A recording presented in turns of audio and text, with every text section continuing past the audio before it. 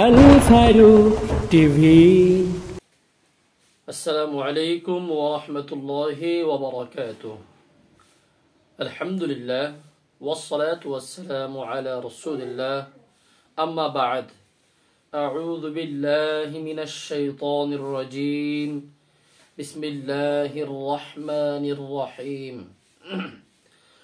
আল্লাহু লা ইলাহা ইল্লা হুয়াল হাইয়ুল কাইয়্যুম لا تأخذه سنة ولا نوم له ما في السماوات وما في الأرض من ذا الذي يشفع عنده إلا بإذنه يعلم ما بين أيديهم وما خلفهم ولا يحيطون بشيء من علمه إلا بما شاء وسع كرسيه السماوات والأرض ولا يؤوده حفظهما وهو العلي العظيم.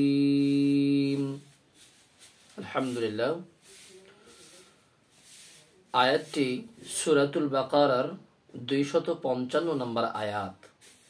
এই আয়াত সম্পর্কে আপনাদেরকে একটি নির্ভরযোগ্য তথ্য দিতে যাচ্ছি।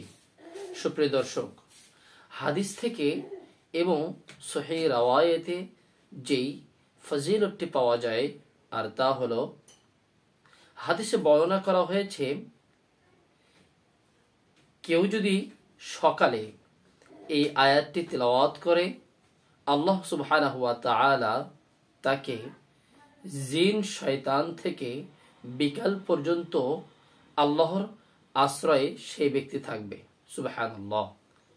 অপরভাবে যে ব্যক্তি একদিন বিকালে এই আয়াতটি তিলাওয়াত করবে, আল্লাহ রাব্বুল আলামিনের আশ্রয়ে ওই ব্যক্তি পরদিন সকাল পর্যন্ত তার আশ্রয়ে থাকবে।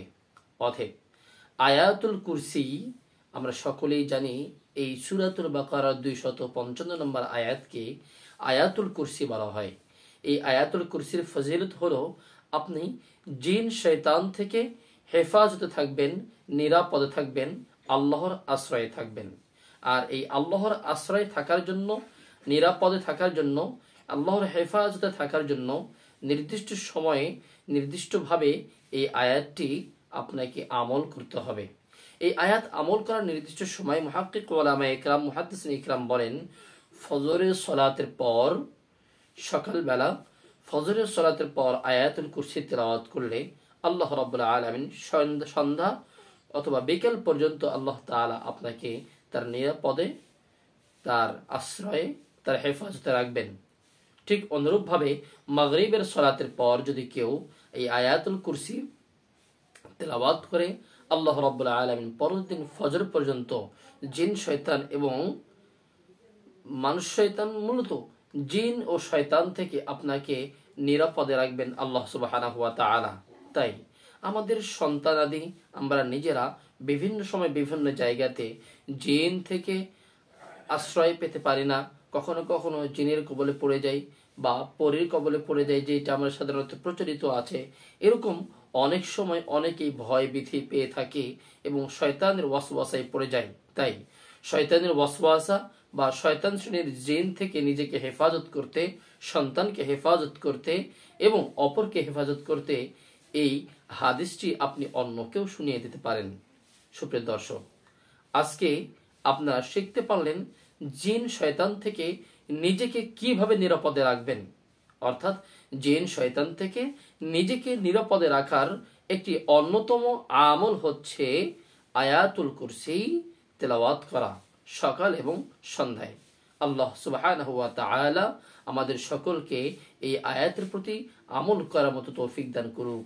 আমিন। আসসালামু আলাইকুম ওয়া রাহমাতুল্লাহি ওয়া বারাকাতুহু।